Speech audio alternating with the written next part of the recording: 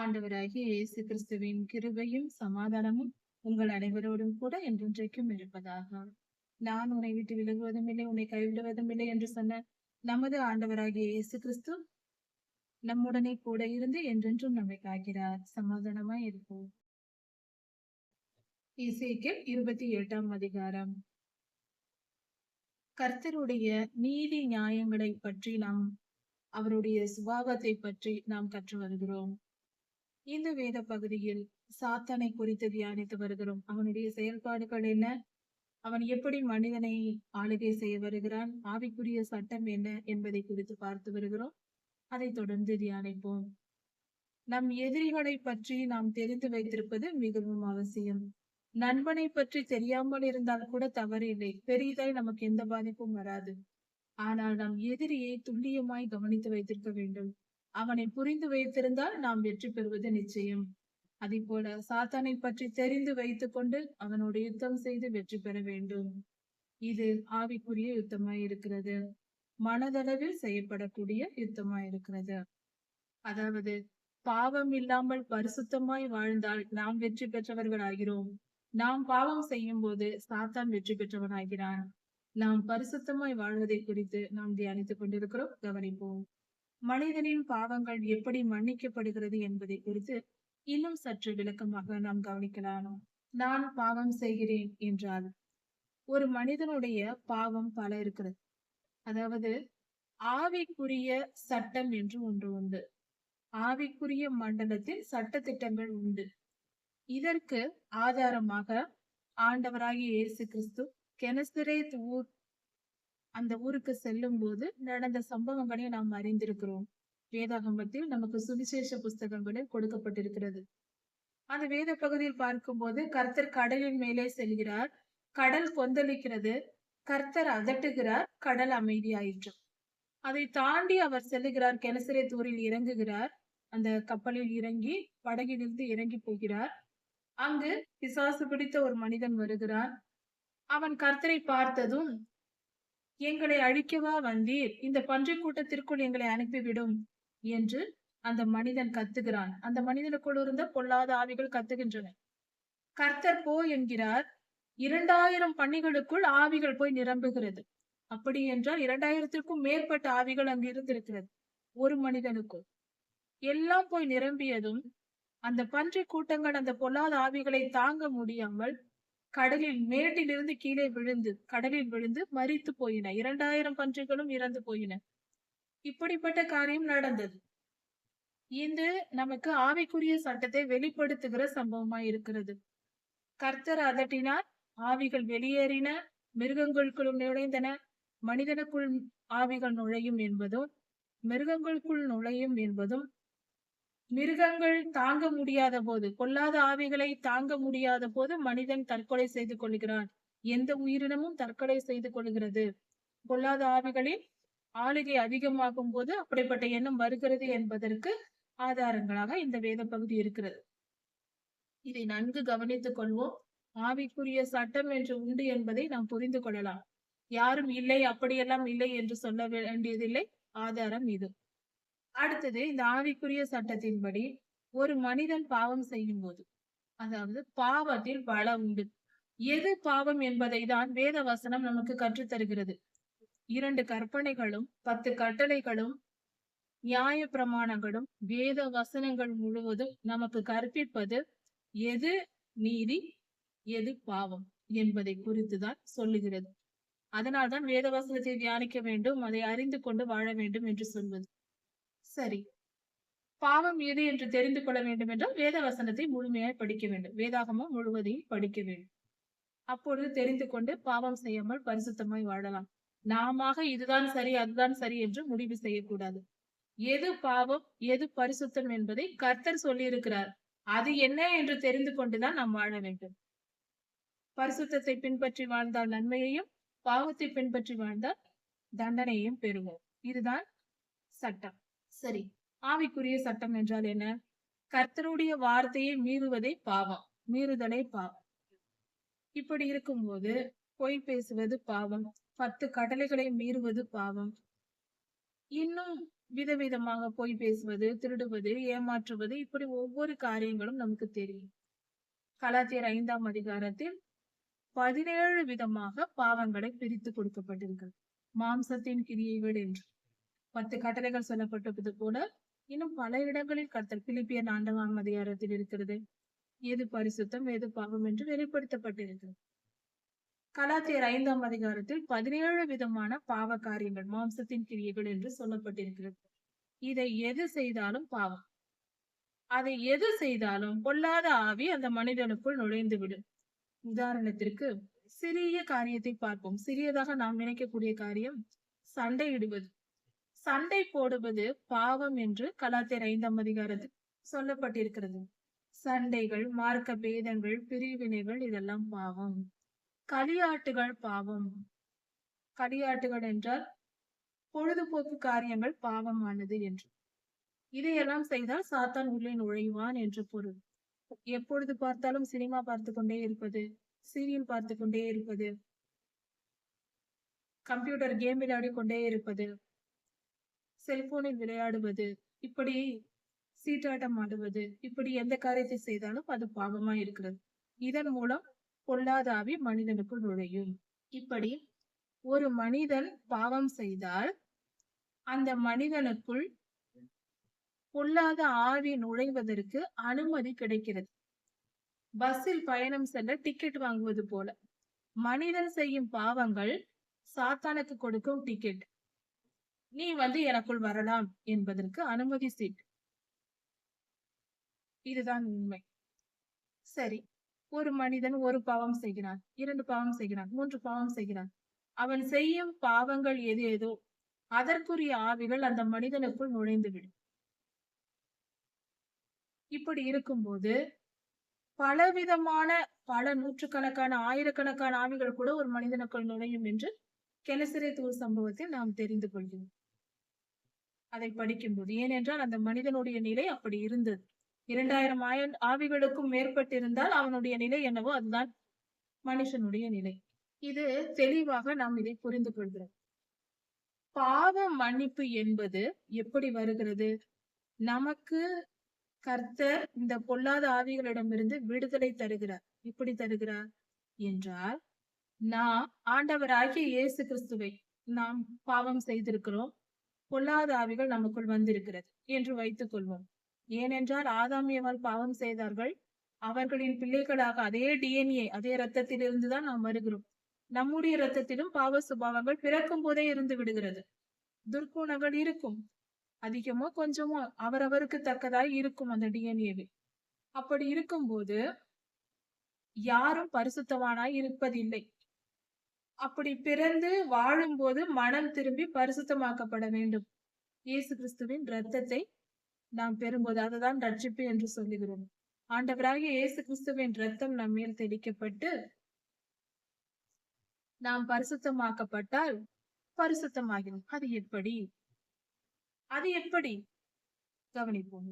நம்முடைய பாவ சுபாவங்களை எல்லாம் நாம் அறிந்து கொண்டு நாம் அறியாமல் செய்கிறோம் பாவம் என்பதை உணர்ந்து மனம் திரும்பி ஆண்டவராகிய இயேசு கிறிஸ்துவை ஏற்றுக்கொள்கிறோம்.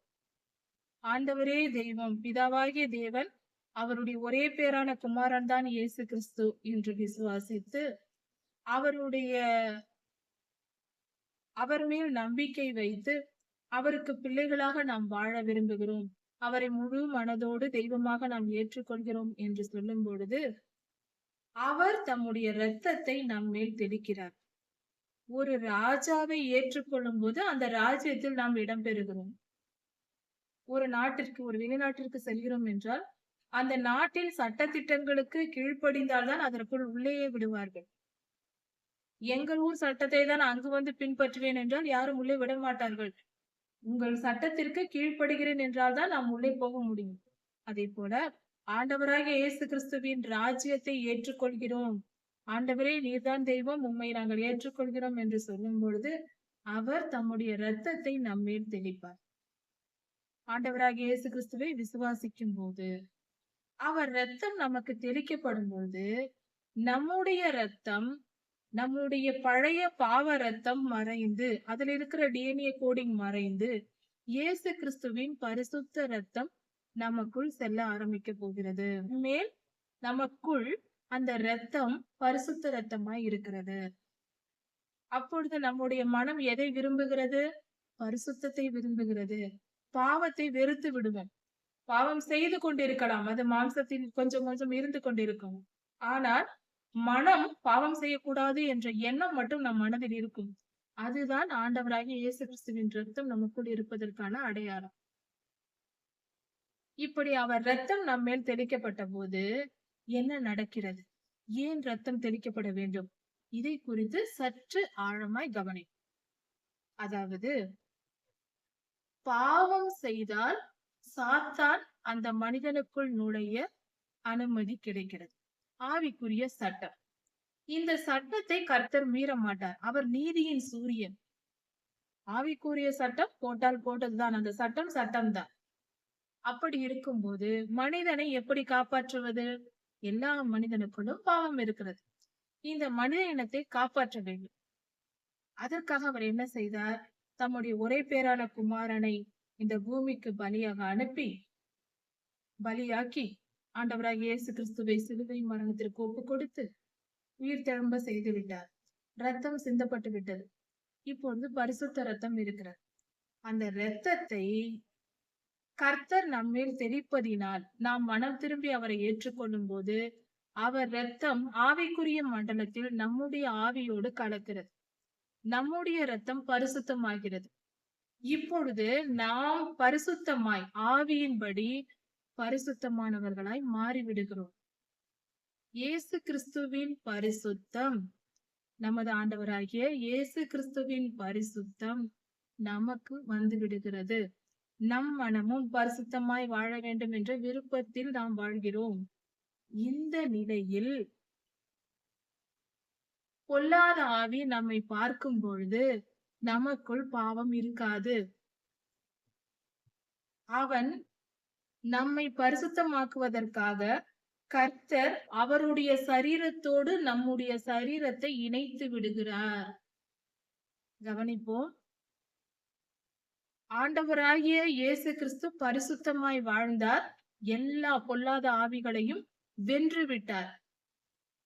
அவர் பரிசுத்தவானாய் இருக்கிறார். அவரை சாத்தான் தொட முடியாது. எந்த பொல்லாத ஆவியும் இயேசு கிறிஸ்துவுக்குள் நுழைய முடியவில்லை. அவன் தோற்று போனான். இப்பொழுது நாமும் இயேசு கிறிஸ்துவை போல இருந்தால்தான் பொல்லாதவன் நமக்குள் நுழைய முடியாது. ஆனால் நம்மை அப்படி மாற்றுவது எப்படி? கர்த்தர் அதற்கு ஒரு வழியை வைத்தார். அதுதான் என்னவென்றால் அவர் சரீரத்தோடு நம்முடைய சரீரத்தை இணைத்து விடுகிறார். அவருடைய திருக்கரங்கள் பரிசுத்தமானது. அவருடைய ஒரு கரம் பரிசுத்தமானது, இன்னொரு கரமும் பரிசுத்தமானது. நாமும் அவர் கரத்தின் ஒரு செல்லாக, அவருடைய சரீரத்தின் ஒரு துளி, அவர் மேல் இருக்கிற ஒரு தோலாக நாம் இருக்கிறோம் என்றால் அதுவும் பரிசுத்தம் தானே. அவர் இரத்தம் நம்முடைய இரத்தத்தோடு கலந்து அவருடைய இரத்தமாக நாம் வாழ்கிறோம். அவர் ஆத்துமா நமக்குள் வருகிறது. பரிசுத்த ஆவியானவர் நமக்குள் வந்து விடுகிறார். இரத்தம் ஒன்றாகும் போது, நாம் பரிசுத்தமாகும் போது சாத்தான் நம்மை தொட முடிவதில்லை. அவன் நம்மை தொட முடிவதில்லை. ஆவிக்குரிய சட்டம் நீதியின்படி நிறைவேற்றப்படுகிறது. நாம் நீதிமானாய் மாறிவிடுகிறோம். அதனால்தான் கர்த்தர் நம்மை நீதிமானாக்குகிறவர் என்று சொல்லுகிறோம். அவர் நம்மை நீதிமானாக்கி விடுகிறார். நாம் நீதிமானாகிவிட்டோம். அதனால் சாத்தானுக்கு நம்மேல் அதிகாரம் இல்லாமல் போகிறது. அவன் தோற்று போகிறான் நம்மிடத்தில். இதற்கு பெயர்தான் ரட்சிப்பு. இரத்தம் ஒன்றாகும் போது மனிதன் ஆண்டவராகிய இயேசு கிறிஸ்துவுக்குள் ஒன்றாகிறான். இதன் தாற்பயம்தான் திருவிருந்து.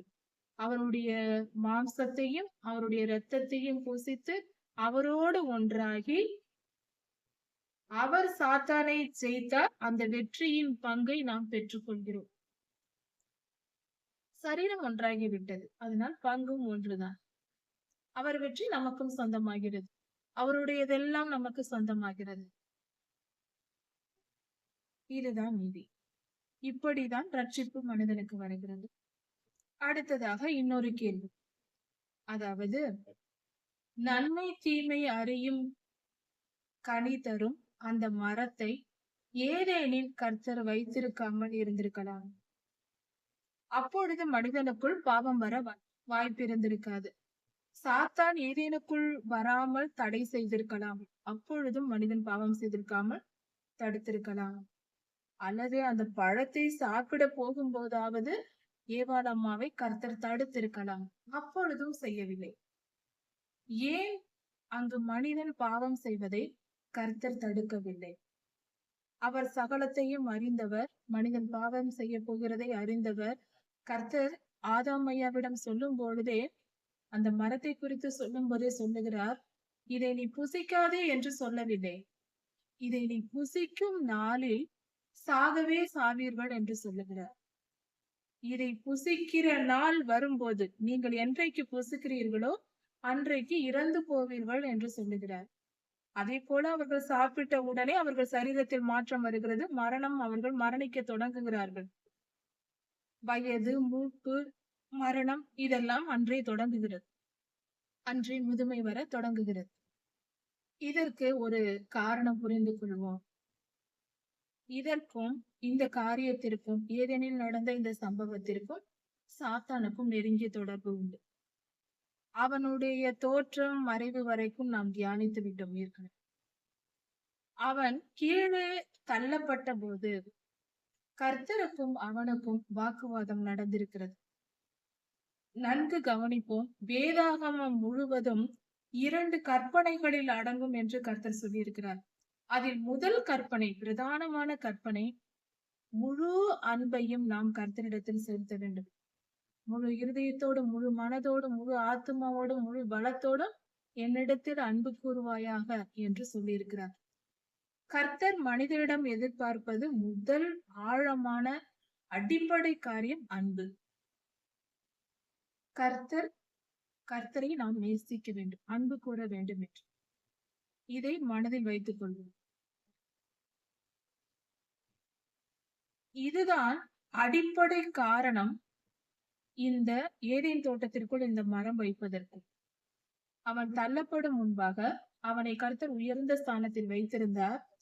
அவ்வளவு உயர்ந்த ஸ்தானத்தில் வைக்கப்பட்ட அவன் கர்த்தரை நேசிக்கவில்லை. அவரிடத்தில் அன்பு கூறாமல் அவருக்கு சமமாவேன் என்று பெருமை பாராட்டினான். கர்த்தரிடத்தில் அன்பு கூறவில்லை. அங்குதான் பிரச்சனை நடந்திருக்கிறது. அதாவது இது ஒரு யூகம் என்றாலும் பல வேத வசனங்களை தியானிக்கும் போது புரிந்து கொண்ட புரிதல் இது. அதாவது கர்த்தரிடத்தில் இவன் அன்பு கூறாததினால் இவன் தள்ளப்பட்டான். உனக்கு பதிலாக கர்த்தர் நான் மனிதனை உண்டாக்குவேன். ஏனென்றால் இவனுக்கும் மனிதன் என்ற பெயர் தான் இருந்திருக்கிறது. எசேக்கியேல் 28 சொல்லப்பட்டிருக்கிறது. உனக்கு பதிலாக நான் மனிதனை உண்டாக்குவேன் என்று கர்த்தர் சொல்லி இருக்கிறார். எந்த மனிதனும் உம்மிடத்தில் அன்பு கூற மாட்டான் என்று இவன் வாக்குவாதம் செய்திருப்பான். அவன் வாக்குவாதம் செய்யக்கூடியவன் தான், பொறாமைப்படக்கூடியவன் தான். அது நமக்கு நன்றாகவே தெரியும், இன்றைய உலகத்தில் அவன் செய்யும் செயல்களை பார்த்து. அப்படி இருக்க இவன் கர்த்தரிடத்தில் இன்னொரு அன்பான ஒரு சந்ததியை நான் உருவாக்க விட மாட்டேன், அவன் உருவாக மாட்டான், எந்த மனிதனும் உம்மை நேசிக்க மாட்டான், உமக்கு கீழ்ப்படிந்து இருக்க மாட்டான் என்று வாக்குவாதம் செய்திருக்கிறான். முக்கியமாக கர்த்தரின் அன்பை அவன் புரிந்து கொள்ளவில்லை, லூசிபர் புரிந்து கொள்ளவில்லை. அதனால் கர்த்தர் அடுத்த சந்ததி படைக்கும் பொழுது இந்த மனிதனும் என் அன்பை புரிந்தவனாய் இருக்க வேண்டும், முன் போல புரியாதவனாய் இருக்கக்கூடாது. லூசிபரை போல என் அன்பை உணராதவனாய் இருக்கக்கூடாது, என் அன்பை அவனுக்கு நான் வெளிப்படுத்துவேன் என்று கர்த்தர் நினைத்திருக்கிறார். தம் அன்பை வெளிப்படுத்த வேண்டும் என்றால் எப்படி வெளிப்படுத்துவது? மனிதன் பாவம் செய்ய அவனுக்கு அனுமதி, அதாவது வாய்ப்பை கொடுக்கிறார். மனிதனை ஒரு பரிசுத்த சந்ததியாய் உருவாக்கும்படியாக அவனுக்கு அவனுடைய நிலையை உணர வைத்து, முழு உணர்வையும் அவனுக்கு கொடுத்து, இனி தவறு செய்யாதவனாக உருவாக்கும்படியாக படைக்க அவர் நினைத்து மனிதனை படைத்தார். அவனுக்கு ஒரு சோதனையை வைத்தார். அதுதான் நன்மை தீமை என்னும் அறியும் கனி மரம். இந்த மரத்தின் பழத்தை பறித்து சாப்பிடும் நாளில் இறந்து போவீர்கள், சாப்பிடாதீர்கள் என்று சொன்னார். இது அவர்களுக்கு கொடுக்கப்பட்ட வாய்ப்பு. அவர்களுடைய காலம், கர்த்தர் நியமித்திருந்த காலம் வரைக்கும் அவர்கள் அந்த பழத்தை சாப்பிடாமல் இருந்திருந்தால் அவர்கள் பரிசுத்த சந்ததியாய் இருந்திருப்பார்கள். அவர்களுடைய ஆதாம் ஏவாளுடைய வளர்ச்சி, அந்த வளர்ச்சி முடியும் வரைக்கும் அவர்கள் இருந்திருக்க வேண்டும். ஆனால் அவர்கள் மீறி அந்த பழத்தை சாப்பிட்டார்கள். இதை தூண்டிவிட்டது சாத்தான். யோபையாவின் புஸ்தகத்தை பார்க்கும் பொழுது கர்த்தரிடத்தில் அனுமதி வாங்கிதான் யோபையாவை சோதிக்க வருகிறார். அதே போலதான் ஆதாம் ஏவாளையும் சோதிக்கும்படியாக கர்த்தரிடத்திலிருந்து அனுமதி வாங்கி கொண்டே சாத்தான் வந்திருக்கிறார். கர்த்தருக்கு தெரிந்தேதான் எல்லாம் நடந்திருக்கிறது. இதற்கு ஆதாரம் யோபு 1 அதிகாரம் படித்து பார்த்துக் கொள்ளலாம். நிச்சயமாய் அப்படிதான் நடந்திருக்கிறது. யோபு ஐயா சாத்தானின் சோதனையை வென்றார். ஏவாளம்மா சாத்தானின் சோதனையில் தோற்று விட்டார்கள், ஏமாந்து விட்டார்கள். இதுதான் உண்மை. இப்படியாக நடந்திருக்கிறது. இப்பொழுது இவர்கள் கீழ்ப்படியாமையினால் பாவம் செய்து கீழ்ப்படியாமல் போனார்கள். இவர்கள் கீழ்ப்படியாமையின் போது கர்த்தர் தம்மை அன்பை வெளிப்படுத்தும்படியாக இவர்கள் பாவ மன்னிப்பு பெற வேண்டும். இவர்களை நான் என் ஜீவனை கொடுத்து என் அன்பை வெளிப்படுத்தி இவர்களை நான் மீட்டுக் கொள்ளுவேன். இது தேவ திட்டம்தான்.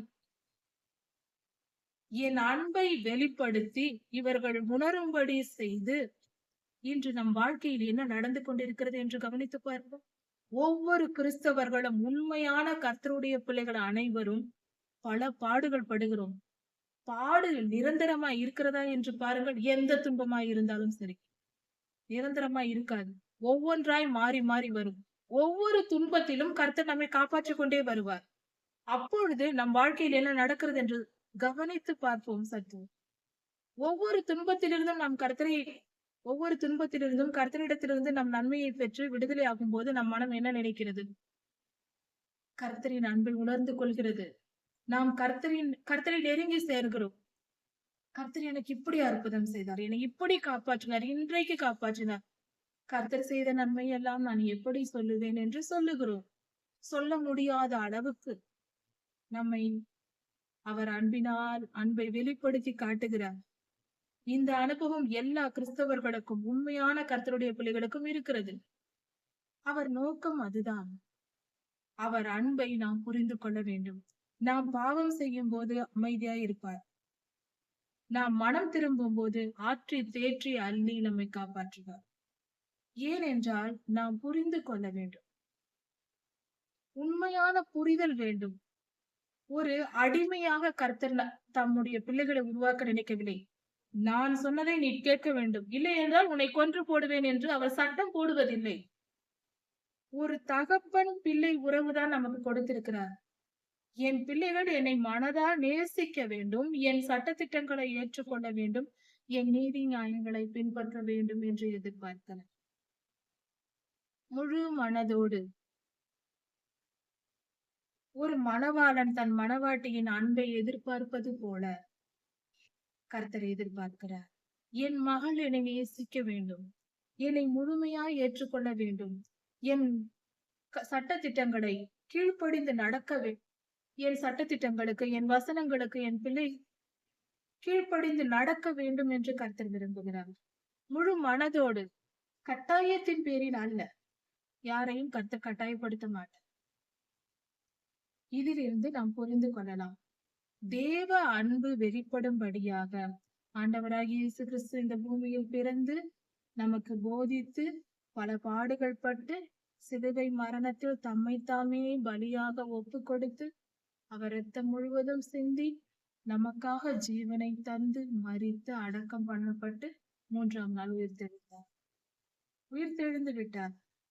அவர் வந்து தம்முடைய அன்பை வெளிப்படுத்தி விட்டு அவர் உயிர்த்தெழுந்து விட்டார். இப்பொழுது இன்னொரு வசனத்தையும் கவனிப்போம். யோவான் புஸ்தகத்தில் இருக்கிறது.